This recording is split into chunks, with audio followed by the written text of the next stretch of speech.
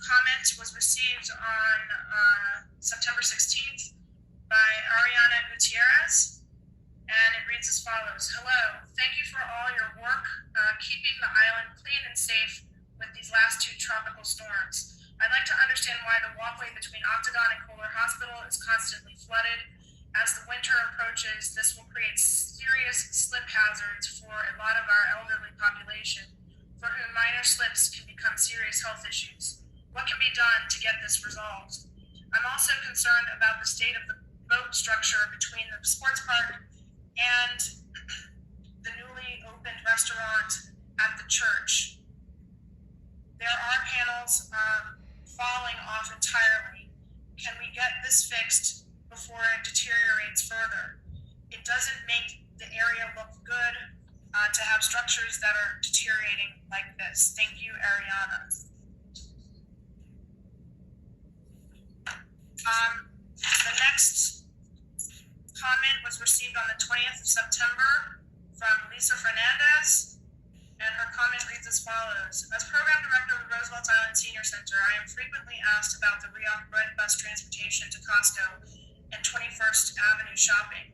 Prior to the COVID shutdown, the Red Bus served the senior disabled and enabled one home attendant over 18 to travel with client if needed.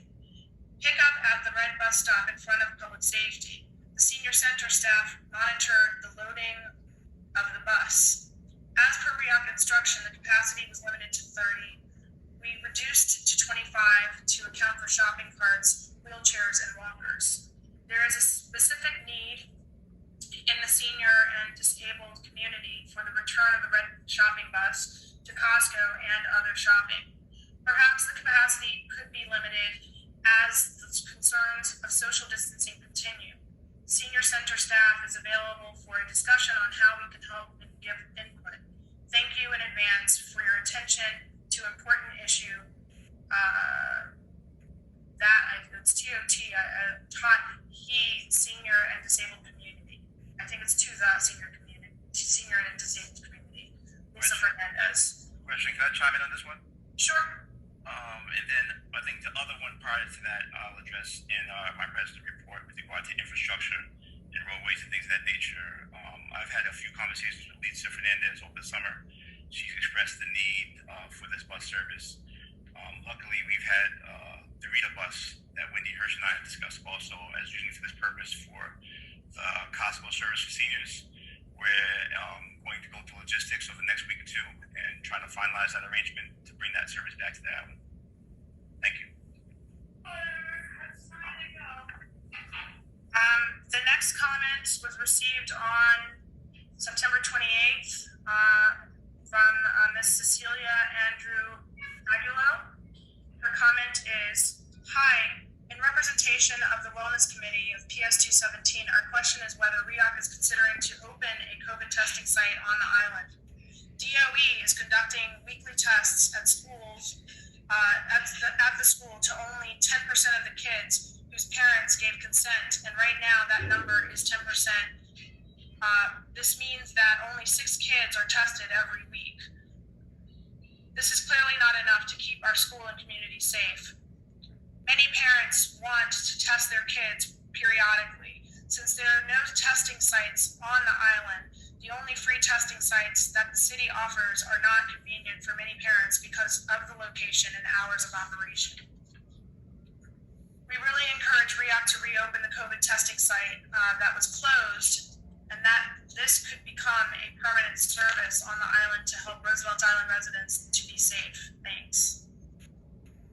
The next comment was received on the same day, September 28th, yesterday, from Joan Brooks, and the comment is as follows. A few issues/requests.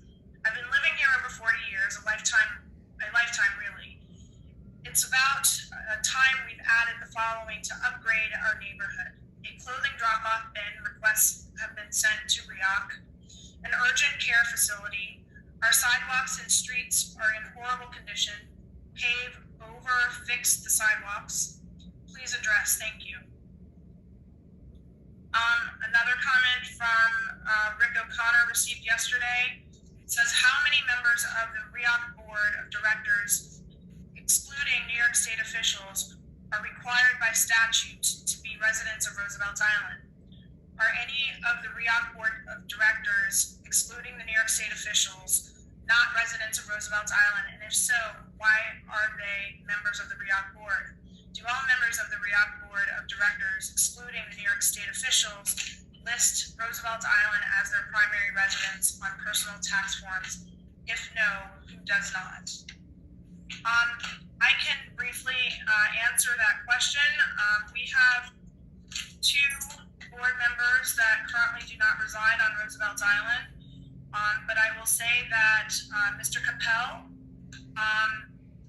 proactively on his own, when he determined that he was no longer going to reside on the island, reached out to the appointments office to inquire as to whether his service would terminate or be in jeopardy because of that decision. After consultation with the appointments department, he was told that based on the law, as it reads, he is not in violation of any rule or regulation or law, and his appointment may continue until such time of his replacement. Mr. Escobar, who also recently moved off the island, has also begun that same process. So based on those findings, the RIOC board members are permitted to serve until such time that they are replaced, and as the law reads, continued residency, it is silent to that. So they were both appointed as residents when they became members of the board, and as far as appointments is concerned, their continued service is all right. I will continue with the next comment, which was received by Judy Birdie today, or actually written by Judy Birdie. Her comment is as follows. The Roosevelt Island Historical Society has been waiting since March for a payment of approximately $9,000.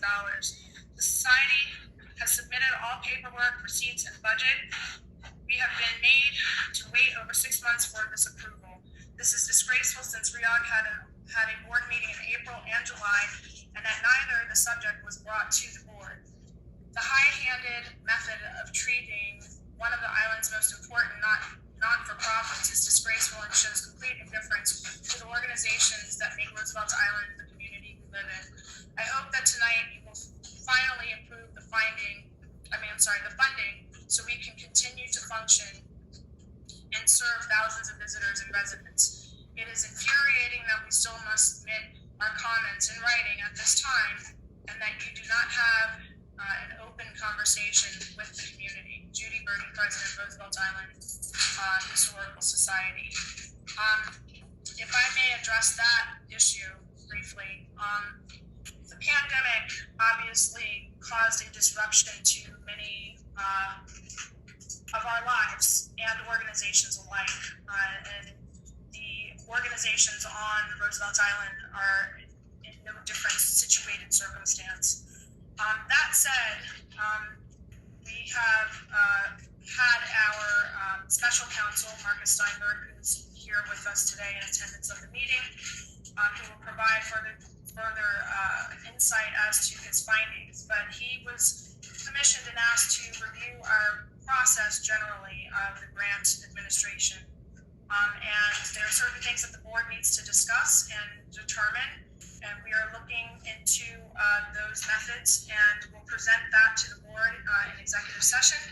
And at the next board meeting, we will have a resolution prepared to move forward with what the board decides on how to deal with certain situated organizations based on these findings.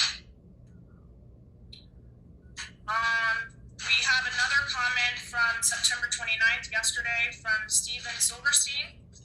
And his message reads as follows. Please restore the senior shopping bus service ASAP. Many seniors have expressed their interest to the Carter Burton Senior Center, and the Senior Center has contacted RIOC multiple times via email on our behalf, but is not receiving the courtesy of a reply. I think Shelton already spoke with regards to the red bus service, so I will continue unless there's any further comment. We received another comment yesterday from Peter Capelli, today from Peter Capelli, and his comment is as follows. Sorry? I'm sorry. Okay. We are seeking permission to dig for a buried treasure on Roosevelt Island. We have been working on this hunt for a year and a half. This hunt has a large community of hunters and has been the focus of 3 episodes, the Discovery Channel program Expedition Unknown. This dig might be an opportunity for the history of Roosevelt Island to be the focus of a new episode. We hope you will dig our proposal, dig, quote unquote, and grant us permission to investigate our location on Roosevelt Island. Did they make any indication where this location is and how big of a wide type of a dig they're looking for? The note, unfortunately, is not any more specific than what I was reading. I'm assuming that we could probably have his email address. We could probably reach out and get some more specific information for you. Okay, thank you. The next comment received today from Vicky Feinmel is as follows.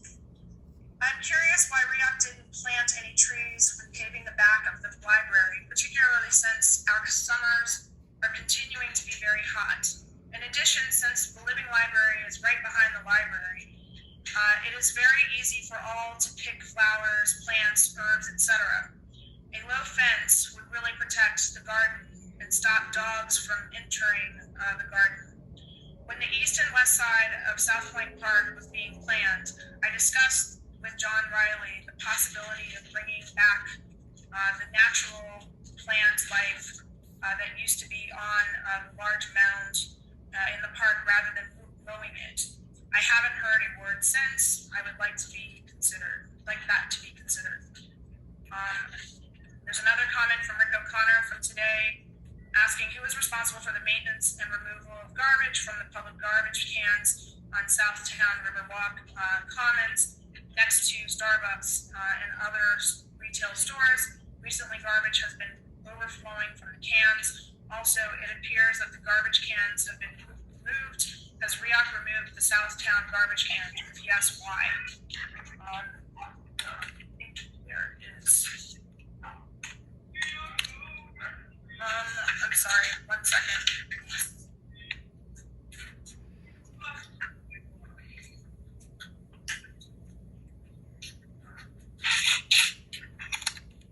There is another comment that was received from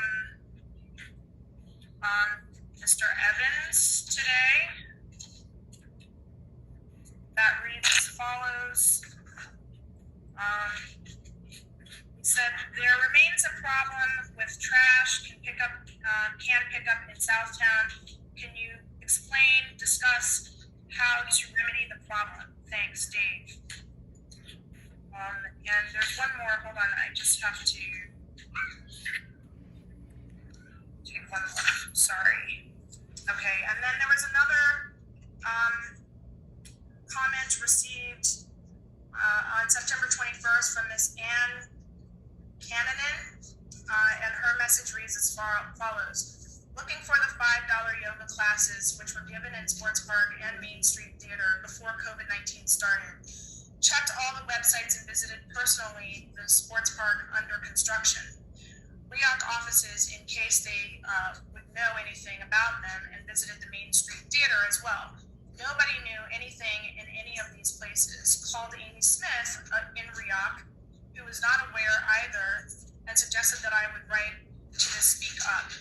Yoga is preventative medicine and belongs to the category of public health, and I assume was therefore supported by somebody to get the price down to $5 per session. The classes were always full and were really fantastic for the community. But where are they now? Main Street Theater has Zumba and Pilates, but no yoga? Can you get the yoga classes back ASAP? There is a large yoga population on the island who would benefit from the $5 session per session and cannot afford $20 per session a few times per week. And I believe that concludes all of the